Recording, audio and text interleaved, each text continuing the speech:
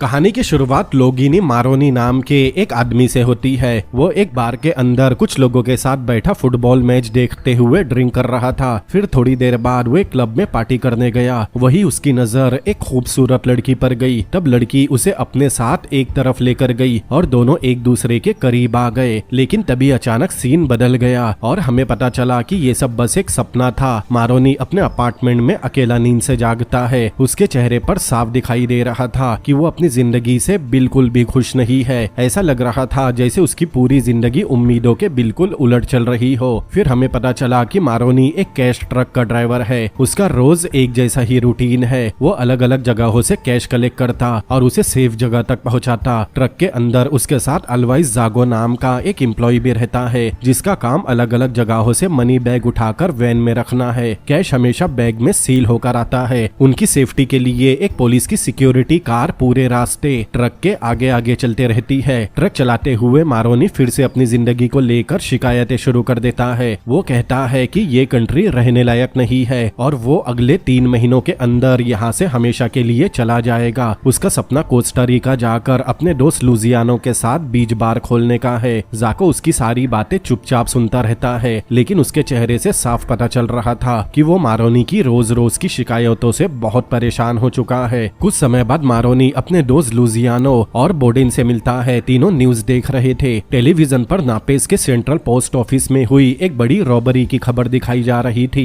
News देखकर लुजियानो कहता है कि इतना बड़ा काम सिर्फ प्रोफेशनल क्रिमिनल ही कर सकते हैं। लेकिन मारोनी बिना कुछ बोले लगातार ध्यान से उसी खबर को देख रहा था। उसे देखकर ऐसा लग रहा था कि जैसे उसके दिमाग में कोई खतरनाक आइडिया आया है। अगले दिन मारोनी फिर से अपने काम पर लौटा। वो हमेशा की तरह ट्रक चला रहा था और जाको उसके साथ बैठा था। रास्ते में मारोनी एक बार फिर अपनी नौकरी को कोसने लगा। वो कहता है कि उसकी पूरी जिंदगी इसी बेकार ट्रक के अंदर गुजरने वाली है। वो रोज मिलियंस ऑफ डॉलर लेकर घूमता है, लेकिन उनमें से एक भी डॉलर उसका नहीं है। गुस्से और निराशा में वो मजाक करते हुए बोलता है कि किसी दिन शॉटगन लेकर आएगा और कुछ मनी बैग लेकर भाग जाएगा। लेकिन इस बार जागो का सब्र टूट गया। वो पूरे गुस्से में मारोनी पर चिल्लाने लगा और कहा कि अगर उसे अपनी नौकरी से इतनी ही नफरत है तो वो ये नौकरी छोड़कर कहीं दूर चला जाए। रोज वही बकवास दोहराने का कोई मतलब नहीं है। उसका गुस्सा इतना बढ़ गया कि जाको को सांस लेने में भी दिक्कत होने लगी। कुछ समय बाद मारोनी उसी लड़की एना से मिलता है जिसे उसने अपने सपने में देखा था। मारोनी उससे पूछता है कि क्या उसके भी कोई सपने हैं। तब एना बताती है कि वो अपना खुद का ब्यूटी सैलून खोलना चाहती है। उसकी बात सुनकर मारोनी उसे अपने करीब खींच लेता है। फिर दोनों एक दूसरे को किस करते हैं। फिर कुछ समय साथ बिताते हैं। इसका मतलब वो दोनों पहले से एक दूसरे को जानते हैं। फिर थोड़ी देर बाद मारोनी वहाँ से नीचे आ गया। नीचे उसका दोस्त लुजियानो भी एक लड़की के साथ मजे कर रहा था, लेकिन जैसे ही उसने मारोनी को देखा वो तुरंत उस लड़की को छोड़कर मारोनी के पीछे बाहर गया। बाहर आकर मारोनी पहली बार उसके दिमाग में चल रहा खतरनाक प्लान बताता है। वो कहता है कि ट्रक के अंदर एक हिडन सेफ है जिसकी कभी कोई सिक्योरिटी चेक नहीं होती। लुजियानो की हाइट कम होने की वजह से वो आराम से उस सेफ के अंदर छुप सकता है। फिर मारोनी पूरा प्लान समझाता है। लुजियानो सफर के दौरान उसी सेफ में छुपा रहेगा। फिर मौका मिलते ही वो मनी बैग्स खोलेगा, उनमें रखा असली कैश निकालेगा और उसकी जगह बराबर वजन के पेपर के बंडल रख देगा। पहली बार ये प्लान सुनकर लुजियानो हैरान हो गया। उसे यकीन नहीं होता कि मारोनी इतना बड़ा रिस्क लेने की सोच रहा है। तब लुजियानो साफ बोल देता है कि 20 साल जेल में बिताने से कहीं बेहतर है कि वो अपनी मौजूदा नौकरी करते रहे। लेकिन मारोनी जवाब देता है कि उसके लिए ये नौकरी भी किसी जेल से कम नहीं। काफी देर तक सोचने के बाद आखिरकार लुजियानो डरते डरते इस प्लान में उसका साथ देने मान जाता है।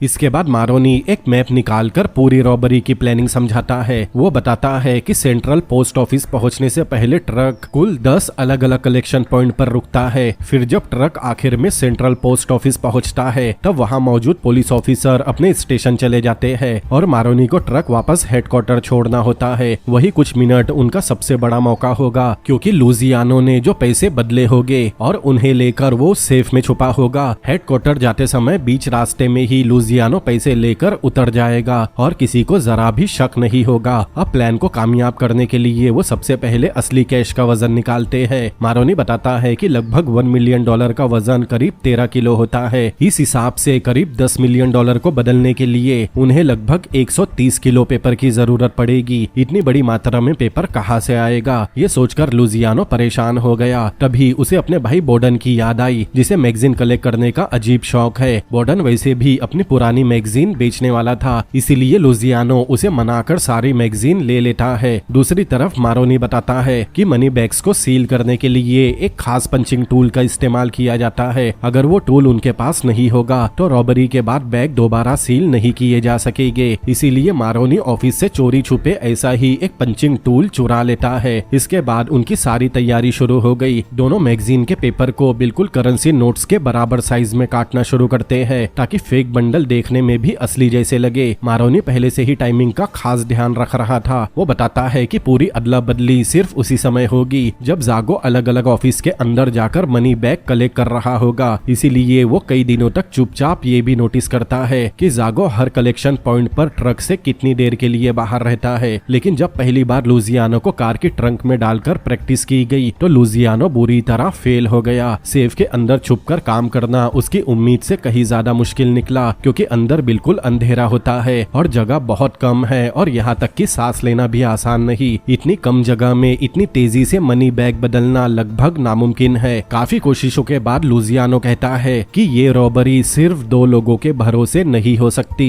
अगर उन्हें सच में इस मिशन को अंजाम देना है तो किसी भी हालत में जागो को भी अपनी टीम में शामिल करना ही होगा। इसके बाद मारोनी अपना सारा प्लान जागो को बताता है। वो समझाता है कि लुजियानो पूरे सफर के दौरान ट्रक के हिडन सेफ में छुपा रहेगा और मौका मिलते ही वो मनी बैग खोलकर असली कैश निकाल लेगा और उसकी जगह फेक पेपर बंडल्स रख देगा। मारोनी जागो को भरोसा दिलाने की कोशिश कर रहा था कि इस पूरे प्लान में उसके लिए कोई खतरा नहीं है। रॉबरी के बाद वो और लुजियानो तुरंत कोस्टारिका भाग जाएंगे। ऐसे में पुलिस का पहला शक भी उन्हीं दोनों पर जाएगा और जागो पूरी तरह सेफ रहेगा। जागो पूरी बात ध्यान से सुनता है, लेकिन आखिर में वो कहता है कि उसे इस पागलपन का हिस्सा नहीं बनना। उसके लिए सबसे अच्छा यही होगा कि वो ये मान ले कि ये बातचीत कभी हुई ही नहीं, वरना अगर वो चाहे तो मारोनी की शिकायत ऑफिस में करके उसका तुरंत ट्रांसफर करवा सकता है।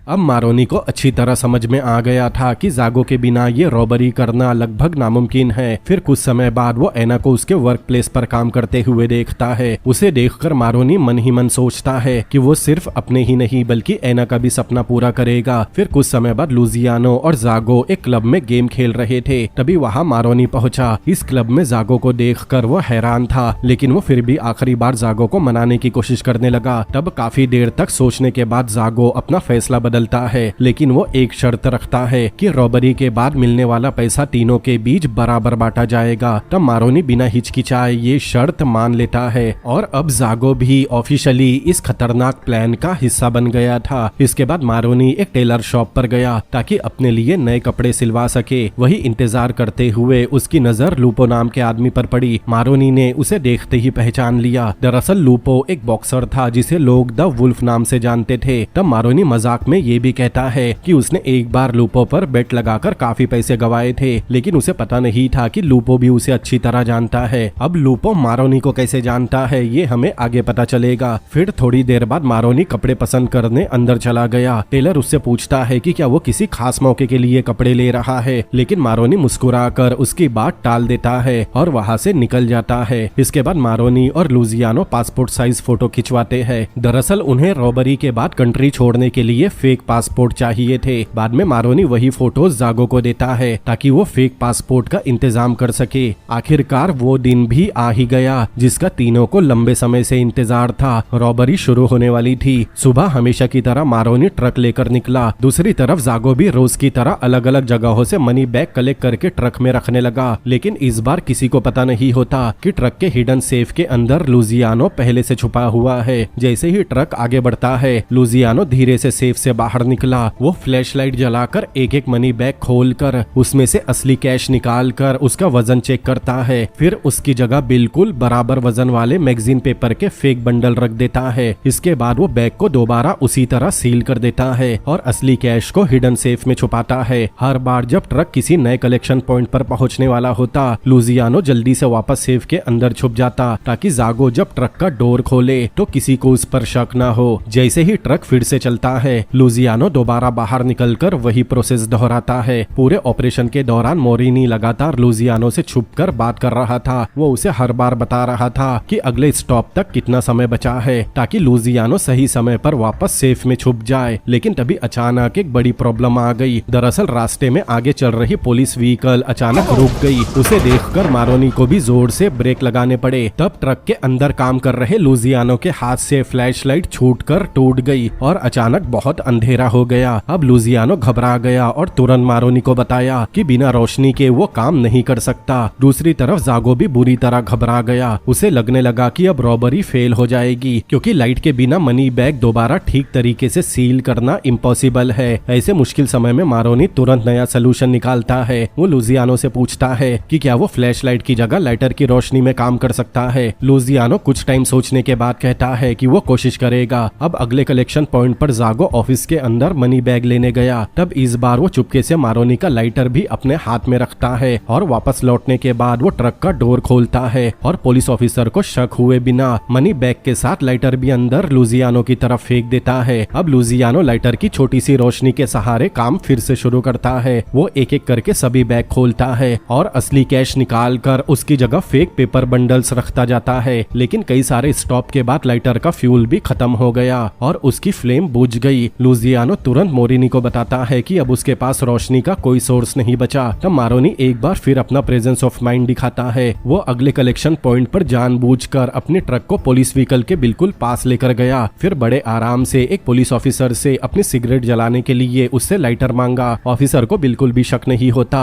और वो अपना लाइटर मारोनी को दे देता है। मारोनी मौका मिलते ही वही लाइटर चुपके से जागो को पकड़ाता है। फिर जागो पहले जैसे ही लाइटर मनी बैग के साथ ट्रक के अंदर लुजियानो तक पहुंचाता है। इस तरह लुजियानो एक बार फिर अपना काम शुरू करता है। आखिरकार सभी कलेक्शन पॉइंट से मनी कलेक्ट करने के बाद ट्रक सेंट्रल पोस्ट ऑफिस पहुंच गया। ट्रक के रुकते ही लुजियानो तुरंत वापस हिडन सेफ के अंदर छुप गया। दूसरी तरफ जागो सभी मनी बैग ट्रॉली पर रखकर डिपॉजिट करने के लिए अंदर लेकर गया। इसी बीच मारोनी जल्दी से वहां से निकलने की कोशिश करने लगा। वो पुलिस ऑफिसर से कहता है कि उसे जल्दी घर जाना है क्योंकि फुटबॉल मैच शुरू होने वाला है। लेकिन ऑफिसर उसकी बात मानने की बजाय ये कहता है कि आज रोड पर बहुत ज्यादा ट्रैफिक है, इसीलिए वो खुद उसके साथ चलकर उसे हेडक्वार्टर तक छोड़ देगा। ऑफिसर तो यहाँ तक कहता है कि वो पुलिस के सायरन का भी इस्तेमाल करेगा ताकि मारोनी समय पर घर पहुंच जाए और मैच का पहला हाफ मिस न करे। ये सुनते ही मारोनी के चेहरे के रंग उड़ गए। उसे समझ में आ गया कि अब उसे ट्रक से लुजियानो और चोरी किए गए कैश को निकालने का टाइम नहीं मिलेगा। लेकिन मजबूरी में उसे पुलिस व्हीकल के पीछे पीछे चलना ही पड़ा। कुछ दूर चलने के बाद एक बड़ा ट्रक बीच रोड पर खड़ा था। वर्कर्स उस ट्रक में से सामान उतार रहे थे जिसकी वजह से लंबा ट्रैफिक जैम लग गया था। पुलिस की कार को भी वही रुकना पड़ा। तब ट्रक के अंदर मारोनी सोचने लगा कि अब वो आगे क्या करे। उसकी पूरी प्लानिंग फेल होने वाली थी, लेकिन आज किस्मत भी उसका साथ देने वाली थी क्योंकि तभी एक बाइकर तेजी से आकर सीधा उस पुलिस की कार से टकरा गया जो मारोनी के ट्रक को स्कॉट कर रहा था। कुछ ही सेकंड में पूरे इलाके में अफरा तफरी मच गई। पुलिस ऑफिसर और आसपास मौजूद लोग घायल बाइकर की मदद करने के लिए उसकी तरफ दौड़े। ऑफिसर तुरंत एम्बुलेंस को बुलाने लगा और इस केओस के बीच ऑफिसर खुद मारोनी से कहता है कि वो तुरंत वहां से निकल जाए वरना ट्रैफिक और बढ़ जाएगा और एम्बुलेंस नहीं आ पाएगी। तब मारोनी एक भी पल गवाए बिना ट्रक दूसरी रोड की तरफ मोड़ देता है और तेजी से वहां से निकल जाता है। ट्रक आगे बढ़ते ही वो खुशी से लुजियानो से कहता है कि ऐसा लग रहा है जैसे इस रॉबरी में गॉड भी उनका साथ दे रहे हो। अब यहीं पर मूवी का पहला चैप्टर खत्म होता है।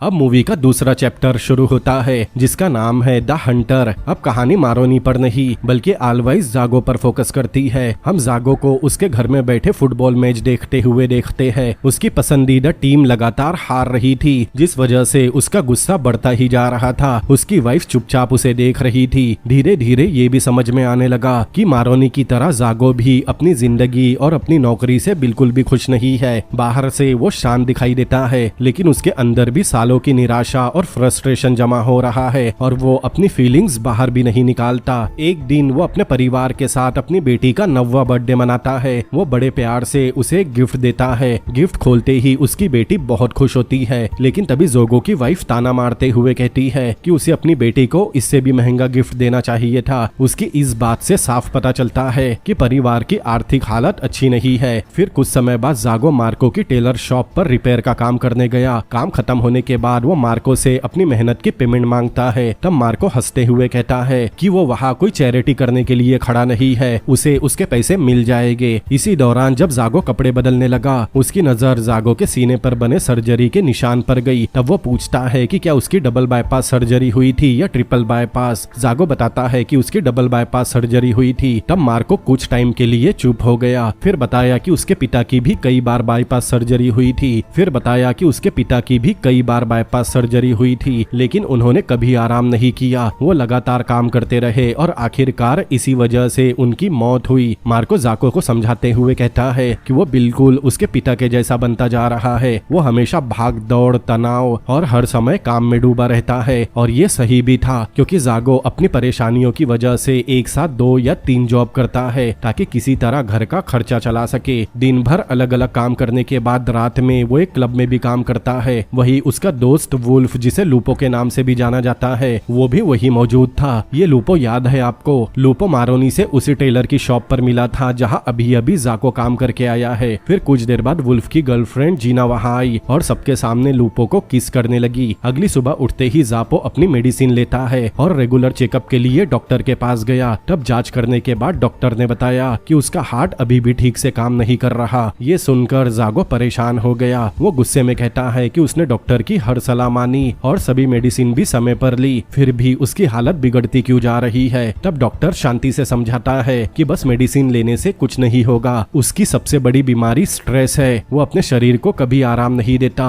और लगातार कई जॉब्स करता रहता है। अगर उसने अपने शरीर को आराम नहीं दिया तो उसकी तबीयत लगातार और खराब होती जाएगी। मतलब जो उस टेलर मार्को ने बताया था वो बिल्कुल सही था।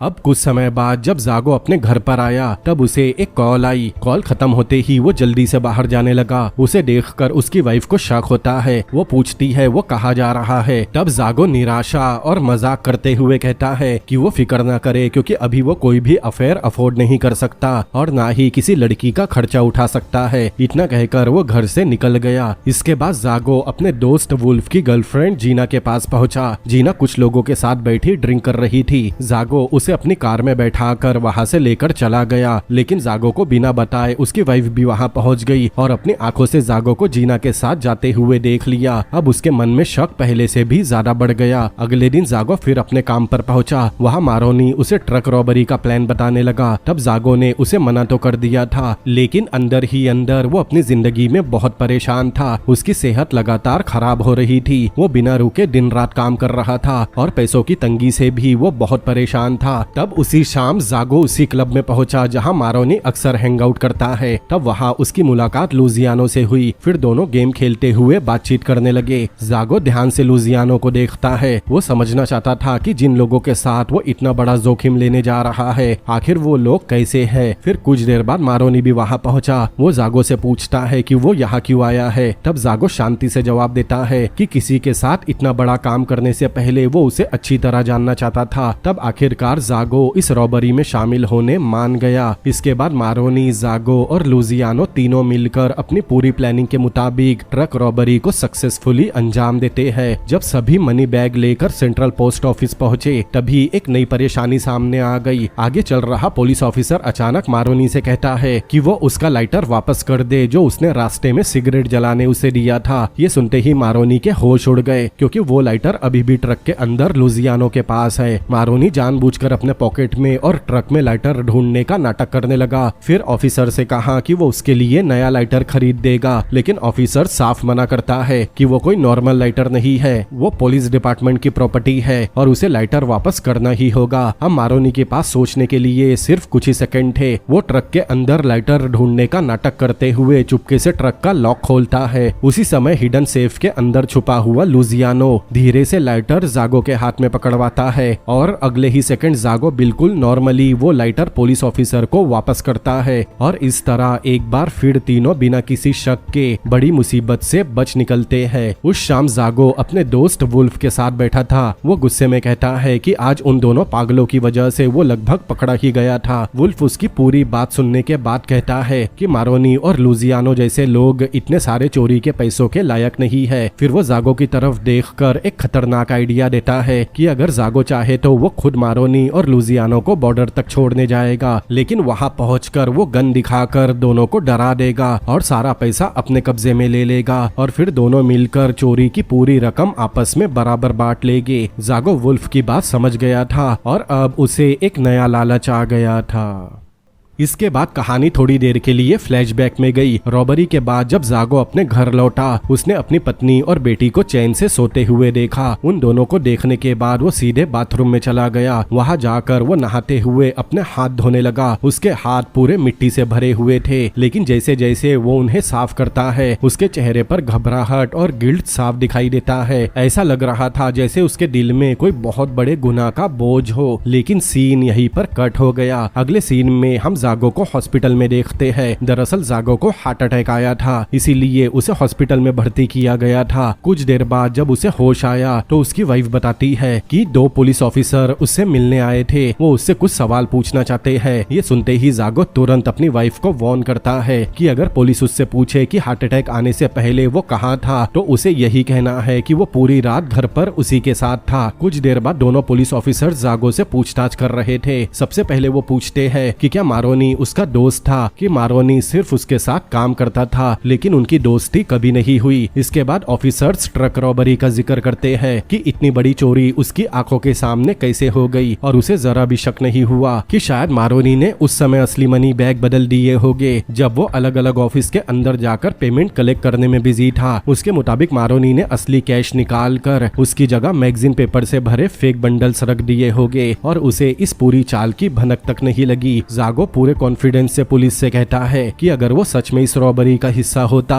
तो मारोनी के साथ भाग जाता। वो कभी रुककर पुलिस का सामना नहीं करता। लेकिन ऑफिसर्स इतनी आसानी से उसकी बात मानने वाले नहीं होते। वो उससे अगला सवाल पूछते हैं कि रॉबरी वाली रात ड्यूटी खत्म होने के बाद वो कहाँ गया था। जागो बिना घबराए जवाब देता है कि वो सीधे अपने घर गया था और पूरी रात अपनी वाइफ और बेटी के साथ बिताई थी। दूसरी तरफ पुलिस ने उसकी वाइफ से भी अलग से पूछताछ की थी। शुरुआत में उसकी वाइफ कुछ भी कहने से हिचकिचा रही थी, लेकिन तभी उसके दिमाग में जीना की तस्वीर घूमने लगी। उसे याद आया कि उसने अपनी आंखों से जागो को जीना के साथ जाते हुए देखा था। जलन और शक उसके फैसले पर हावी हो गए और आखिरकार वो पुलिस से बोल देती है कि शायद जोगो उस रात घर पर नहीं था। उसके मुताबिक जागो जीना के साथ था, जो उसके दोस्त वुल्फ की गर्लफ्रेंड है, क्योंकि उसे पूरा शक है कि दोनों के बीच अफेयर चल रहा है। ये बात सुनते ही जागो के पैरों तले जमीन खिसक गई। उसे तुरंत समझ में आ गया कि पुलिस का शक अब उसी पर जाएगा। तनाव इतना बढ़ गया कि उसके सीने में फिर से दर्द होने लगा। उसकी हालत बिगड़ती देखकर ऑफिसर्स तुरंत डॉक्टर को बुलाते हैं और काफी कोशिशों के बाद उसकी हालत संभल गई। यहीं से मूवी का तीसरा चैप्टर शुरू होता है, जिसका नाम है लूपो। अब कहानी वुल्फ यानी लूपो के पास्ट पर फोकस करती है। अब हमें रॉबरी की पूरी सच्चाई पता चलेगी। एक नाइट क्लब में जोरदार पार्टी चल रही थी। लोग डांस कर रहे थे और ड्रिंक का मजा ले रहे थे। तभी वहां वुल्फ पहुंचा। जैसे ही एक आदमी की नजर वुल्फ पर पड़ी, वो घबराकर भागने की कोशिश करने लगा, लेकिन वुल्फ उसे पकड़ लेता है और बेरहमी से पीटना शुरू करता है। तब डर के मारे वो आदमी माफी मांगने लगा। वो कहता है कि कल शाम तक वो पूरे पैसे लौटा देगा, क्योंकि उसने वो पैसे अपने आंट के घर छुपा रखे है। तब वुल्फ उसकी बात मान तो लेता है, लेकिन फिलहाल उसके पास जो भी कीमती सामान था वो भी उससे मांगता है। तब डर के मारे वो आदमी अपनी वॉच और जेब में बचा हुआ सारा कैश वुल्फ को दे देता है। इसके बाद वुल्फ वो सामान लेकर मार्को के पास पहुंचा। दरअसल मार्को दुनिया को दिखाने के लिए एक नॉर्मल से टेलर शॉप चलाता था, लेकिन असल में वो चोरी और गैर कानूनी धंधों का किंग था। मार्को वो वॉच और कैश ले तो लेता है, लेकिन कहता है कि इतनी रकम अभी भी काफी नहीं है। कुछ समय बाद वुल्फ अपने पब पब में लौटा तभी जीना आती है और सबके सामने वुल्फ को किस करने लगी। जागो ये सब चुपचाप देख रहा था। कुछ देर बाद वो वुल्फ को समझाता है, फिर कुछ देर बाद वो वुल्फ को समझाता है कि अगर जीना अगले 2 महीनों तक भी इसी तरह बेफुजूल पैसे उड़ाती रही तो उनका पब पूरी तरह बर्बाद हो जाएगा। वुल्फ भी जागो की बात मानता है और जीना को अपने खर्चों पर कंट्रोल करने कहता है। असल में जागो और वुल्फ दोनों उस पब में पार्टनर थे। दरअसल जागो उस पब में काम नहीं करता था, वो उस क्लब का पार्टनर ओनर था। लेकिन जीना की लग्जरी लाइफस्टाइल उनकी पूरी कमाई खत्म करती जा रही थी। रात में पब बंद होने के बाद वुल्फ दिन भर की कमाई गिन रहा था। तभी जीना आराम से उसके पास आई और शैम्पू खरीदने के लिए पैसे मांगे। तब वुल्फ पहले से टेंशन में था, इसीलिए वो जीना पर भड़क गया कि काम करते समय वो उसे परेशान न करे। ये सुनते ही जीना गुस्से में पास रखे अनपेड बिल उठाकर उन्हें फाड़ देती है। वुल्फ उसे रोकने की कोशिश करता है, लेकिन जीना और भड़क गई। वो चिल्लाकर कहती है कि वो पूरी जिंदगी एक आम वेट्रेस बनकर वहाँ काम नहीं कर सकती। तब वुल्फ उसे ताना मारता है कि इससे पहले तो वो डिस्को में डांस करके पैसे कमाती थी, लेकिन जीना कहती है कि कम से कम वो उस समय अपने लिए शैम्पू जैसी छोटी चीजें तो खरीद सकती थी। ये सुनते ही वुल्फ अपना आपा खो देता है और गुस्से में जीना पर हाथ उठा देता है। इसके बाद कहानी एक बार फिर फ्लैशबैक में गई। आपको याद है जागो को घर पर एक कॉल आई थी और उसकी वाइफ को उस पर शक हुआ था। यहाँ पता चलता है कि वो कॉल किसी और का नहीं बल्कि वुल्फ का था। वुल्फ बहुत इमोशनल होकर जागो को बताता है कि जीना उसे छोड़कर चली गई और वो उसे बहुत मिस कर रहा है। अपने फ्रेंड की हालत देखकर जागो उसकी मदद करने तैयार हो गया। कुछ देर तलाश करने के बाद जागो ने जीना को कुछ लोगों के साथ ड्रिंक करते हुए ढूंढ निकाला और उसे वापस पब ले जाने लगा। और इसी समय जागो की वाइफ ने उसे जीना के साथ देखकर उस पर शक कर लिया। खैर, लेकिन पब पहुंचने के बाद भी जीना का गुस्सा शांत नहीं होता। उसे देखकर जागो वुल्फ से पूछता है कि आखिर इस लड़की में ऐसा क्या खास है जिसके लिए वो अपनी पूरी जिंदगी बर्बाद करने पर तुला है। वो पूछता है कि कहीं ऐसा तो नहीं कि उसे सच में जीना से प्यार हो गया। तब जागो को हैरानी हुई क्योंकि वुल्फ बिना झिझक मान लेता है कि वो सचमुच जीना से प्यार करता है। ये सुनकर जागो बिना कुछ कहे वहाँ से चला गया। फिर बाद में वुल्फ जीना से प्यार से कहता है कि अगले दिन वो उसके लिए शैम्पू जरूर खरीदेगा। धीरे धीरे दोनों के बीच सुलह हो गई, लेकिन वुल्फ की अपनी जिंदगी भी किसी मुसीबत से कम नहीं थी। वो बहुत भारी कर्ज और आर्थिक तंगी में था। कुछ समय बाद जागो उससे अकेले में मिलकर बताता है कि वो 2 लोगों के साथ मिलकर एक बड़ी रॉबरी करने वाला है। रॉबरी के बाद मारोनी और लुसियानो फेक पासपोर्ट की मदद से हमेशा के लिए कंट्री छोड़ देंगे। बदले में जागो अपने हिस्से का पूरा पब हमेशा के लिए वुल्फ के नाम कर देगा। ये सुनकर वुल्फ बहुत खुश होता है। फिर बाद में वुल्फ ये सारी बातें जीना को भी बताता है, लेकिन जीना तुरंत उसे एक और बड़ी प्रॉब्लम याद दिलाती है। वो कहती है कि मार्को का कर्जा अभी भी उनके सिर पर है। तब वुल्फ समझाता है कि जब जागो पब छोड़ देगा तब पूरा प्रॉफिट सिर्फ उन दोनों का ही होगा और उसी पैसों से वो मार्को का सारा कर्जा चुका देंगे। लेकिन जीना के दिमाग में कुछ और ही चल रहा था। रॉबरी की बात सुनकर उसकी दिलचस्पी अचानक बहुत बढ़ गई थी। वो वुल्फ को याद दिलाती है कि एक कैश ट्रक में अरबों का कैश हो सकता है। फिर कहती है कि वो कितना बड़ा बेवकूफ है जो सिर्फ पब के प्रॉफिट से खुश हो रहा है। उसे तो सीधे रॉबरी के पैसों में भी हिस्सा मांगना चाहिए। तब जीना की बातें धीरे धीरे वुल्फ के दिमाग में लालच पैदा करने लगी। अब उसकी नजर भी चोरी की दौलत पर टिक गई। कुछ समय बाद वुल्फ मार्को के पास पहुंचा। वो उससे अपने दोस्त के लिए फेक पासपोर्ट बनवाने की बात करता है। तब मार्को बड़े ध्यान से मारोनी और लुसियानो की फोटो देखता है क्योंकि मारोनी उसके पास कपड़े सिलवाने आया था। इसके बाद कहानी फिर से रॉबरी वाले दिन पर शिफ्ट हुई। मारोनी हमेशा की तरह ट्रक चला रहा था। ये तब का टाइम था जब चोरी के बाद पुलिस ऑफिसर मारोनी को हेडक्वार्टर छोड़ने जा रहा था। उसी समय कुछ दूरी पर वुल्फ पहले से बाइक पर इंतजार कर रहा था। जैसे ही उसे ट्रक दिखाई दिया वो अपनी बाइक से उसका पीछा करने लगा। कुछ दूर आगे जाकर रोड पर ट्रैफिक जैम लग गया और ट्रक को रुकना पड़ा। तब वुल्फ को यही सबसे बढ़िया मौका लगा, इसीलिए वो अचानक अपनी बाइक सीधे पुलिस के कार से भिड़ा देता है। एक पल में पूरे इलाके में अफरा तफरी मच गई। पुलिस ऑफिसर घायल वुल्फ की मदद के लिए दौड़े। इसी बीच पुलिस ऑफिसर मारोनी को तुरंत वहां से जाने का इशारा करता है ताकि ट्रैफिक और न बढ़े। मारोनी बिना समय गवाए ट्रक लेकर वहां से सेफली निकल गया। दूसरी तरफ मौका मिलते ही वुल्फ भी चुपचाप अपनी बाइक लेकर वहां से गायब हो गया। उसी शाम वुल्फ जागो को बताता है कि उसने किस तरह अपनी जान जोखिम में डालकर उनकी रॉबरी बचाई, लेकिन जागो उसकी बात सुनकर हैरान हो गया। वो तुरंत पूछता है कि आखिर वो ट्रक का पीछा कर ही क्यों रहा था जबकि उसे वहां होना ही नहीं चाहिए था। तब वुल्फ बड़े घमंड से कहता है कि उसे सवाल पूछने की बजाय उसका शुक्रिया अदा करना चाहिए, क्योंकि अगर उसने पुलिस कार को अपनी बाइक से टक्कर ना मारी होती तो शायद वो लोग चोरी का पैसा लेकर कभी बच ही नहीं पाते। फिर कुछ देर बाद मारोनी और लुसियानो भी वहां पहुंच गए। उनके पास ट्रक से चुराया हुआ पूरा कैश था। चारों लोग एक टेबल के चारों तरफ बैठकर पैसे गिनने लगे। तब पैसे गिनते गिनते जागो बातों ही बातों में फुटबॉल की बातें करने लगा। वो लुसियानो से कहता है कि रॉबरी की वजह से वो अपनी पसंदीदा टीम का मैच नहीं देख पाया, बस यही से माहौल बदलने लगा। लुसियानो अपनी फेवरेट फुटबॉल टीम की तारीफ करने लगा और दूसरी टीम का मजाक उड़ाने लगा। धीरे धीरे नॉर्मल सी बातचीत बहस में बदल गई और कुछ ही देर में बहस इतनी बढ़ गई कि लुसियानो बार बार जागो और उसकी टीम की बेइज्जती करने लगा। तब जागो गुस्से में अपना आपा खोकर अचानक अपनी गन निकाल लेता है और लुसियानो पर अंधाधुंध फायरिंग कर देता है, लेकिन किस्मत से एक भी गोली मारोनी या लुसियानो को नहीं लगती। तब दोनों तुरंत वहां से भागने लगे ताकि अपनी जान बचा सके। दूसरी तरफ जागो और वुल्फ भी उनके पीछे दौड़ने लगे। अब उनका इरादा सिर्फ पैसे लेना नहीं बल्कि दोनों को हमेशा के लिए खत्म करना था। भागते भागते मारोनी अचानक रुक गया क्योंकि उसके सामने एक गहरी खाई थी, लेकिन उसी समय पीछे पूरी तेजी से दौड़ रहा लुसियानो खुद को संभाल नहीं पाया और सीधे मारोनी से टकरा गया, जिससे दोनों सीधे उस गहरी खाई में गिर गए। कुछ ही देर बाद जागो और वुल्फ भी वहां पहुंचे। जब दोनों ने नीचे झांक कर देखा तो समझ गए कि मारोनी और लुसियानो मर चुके हैं। मतलब जिन लोगों ने चोरी की उन्हें मौत मिली। क्या सच में? ये हमें आगे पता चलेगा। फिर सभी सबूत मिटाने के लिए दोनों उनकी लाशों को जमीन में दफना देते हैं, लेकिन इस घटना के बाद जागो के अंदर गिल्ट भर गया। घर लौटने के बाद वो बार बार उसी घटना को याद कर रहा था। उसका स्ट्रेस और पछतावा इतना बढ़ गया कि उसे हार्ट अटैक आ गया।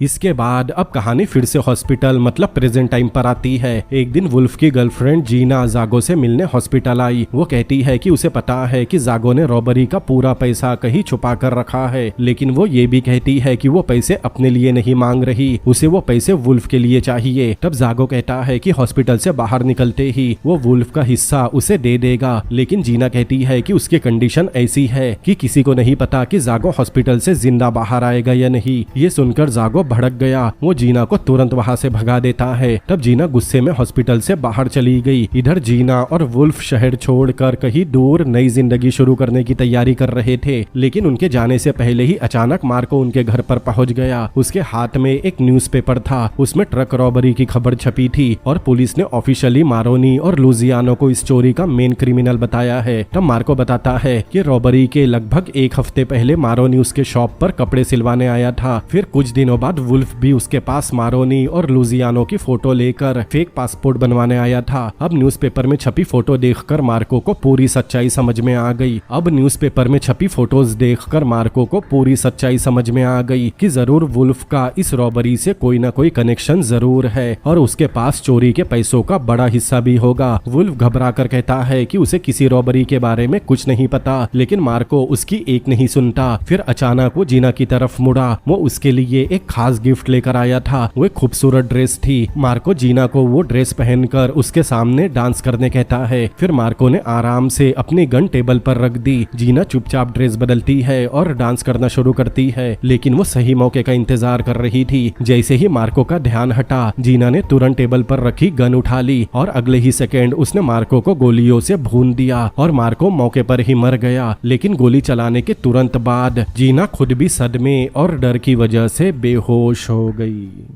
फिर समय बीतता जाता है। पुलिस लगभग 2 साल तक इस रॉबरी की इन्वेस्टिगेशन करती रही। फिर आखिरकार केस ऑफिशियली बंद कर दिया गया। पुलिस यही मान लेती है कि मारोनी और लुसियानो ही इस पूरी रॉबरी के मास्टरमाइंड थे, लेकिन इतनी लंबी इन्वेस्टिगेशन के बाद भी अथॉरिटीज चोरी किया गया पैसा बरामद नहीं कर पाई। इसके बाद कहानी एक नया राज खोलती है। पता चलता है कि मरने से पहले लुसियानो ने चोरी किए गए पैसों का एक हिस्सा अपने भाई बोनी के पास छुपा कर रख दिया था। बोनी वही आदमी है जिसने रॉबरी के दौरान फेक मनी बंडल बनाने के लिए मैगजीन पेपर का इंतजाम किया था। अब कहानी एक बार फिर एना की तरफ लौटती है। एना शांति से एक ब्यूटी सलून में काम कर रही थी, लेकिन एक दिन सलून के डोर पर किसी ने नॉक किया। जब एना बाहर आकर डोर खोलती है तो वहाँ कोई नहीं होता, लेकिन डोर के पास एक पैकेज रखा था। वो जैसे ही उसे खोलती है वो एकदम हैरान हो गई। पैकेज के अंदर बहुत बड़ी रकम थी। वो इतना पैसा था कि वो अपना खुद का ब्यूटी सलून खोल सके। खुशी के मारे उसकी आंखों से आंसू बहने लगे। उसी समय काफी दूर खड़ा एक आदमी चुपचाप उसे देख रहा था। फिर हमें पता चलता है कि वो कोई और नहीं बल्कि मारोनी है। मतलब खाई में गिरने के बावजूद वो किसी तरह बच गया था और अब उसने ऐना का सपना पूरा करने के लिए चोरी के पैसों का एक हिस्सा उसके पास छोड़ दिया। दूसरी तरफ मार्को की मौत के बाद वुल्फ और जीना उस इलाके को छोड़कर नई जिंदगी शुरू करने कहीं दूर चले गए। वही जागो की हार्ट कंडीशन लगातार बिगड़ती गई और आखिरकार उसकी मौत हो गई। लेकिन कहानी का सबसे बड़ा राज अभी भी सामने आना बाकी था। एक दिन जागो की बेटी घर में खेल रही थी। खेलते खेलते उसकी नजर वॉर्डरोब के पीछे छुपे हुए एक सीक्रेट डोर पर गई। तब एक्साइटमेंट में वो उसे खोल देती है। उसके अंदर एक बड़ा सा बॉक्स रखा था। जैसे ही वो बॉक्स खोलती है वो एकदम शॉक हो गई। वो तुरंत अपनी माँ को आवाज लगाती है। जब उसकी माँ वहाँ पहुंची तो दोनों देखते रह गए। उस सीक्रेट कंपार्टमेंट के अंदर ट्रक रॉबरी की चोरी के पैसे छुपे थे। तब हमें पता चला कि जागो ने शुरू से ही पूरा खजाना उसी जगह पर छुपा कर रखा था और उसकी मौत के बाद भी किसी को इस राज का जरा भी अंदाजा नहीं था। और यहीं पर ये मूवी शॉकिंग ट्विस्ट के साथ खत्म होती है।